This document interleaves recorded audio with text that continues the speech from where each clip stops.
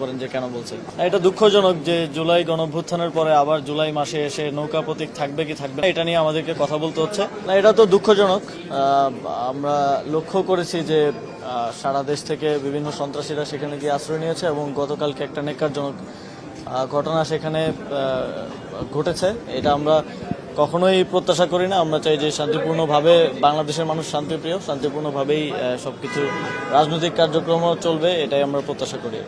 আইনশৃঙ্খলা রক্ষাকারী বাহিনী তো আমার মতে আমি যতটুকু দেখেছি ভালো ভূমিকা পালন করেছে এবং তারা সফলভাবে সেখান থেকে প্রত্যেককে ইভাকুয়েট করতে পেরেছে এবং আশা করছি আমাদের স্বরাষ্ট্র মন্ত্রণালয়ের লিডারশিপে যারা এই ঘটনাগুলো ঘটিয়েছে, অস্ত্রশস্ত্র সহ হামলা করেছে, তারা গ্রেফতার হবে। আমি তো সবসময় সন্ত্রাসী সংগঠন বা নিষিদ্ধ সংগঠন হিসেবেই বলে থাকি।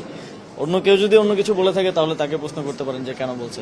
এটা দুঃখজনক যে জুলাই গণঅভ্যুত্থানের পরে আবার জুলাই মাসে এসে নৌকা প্রতীক থাকবে কি থাকবে না, ইভেন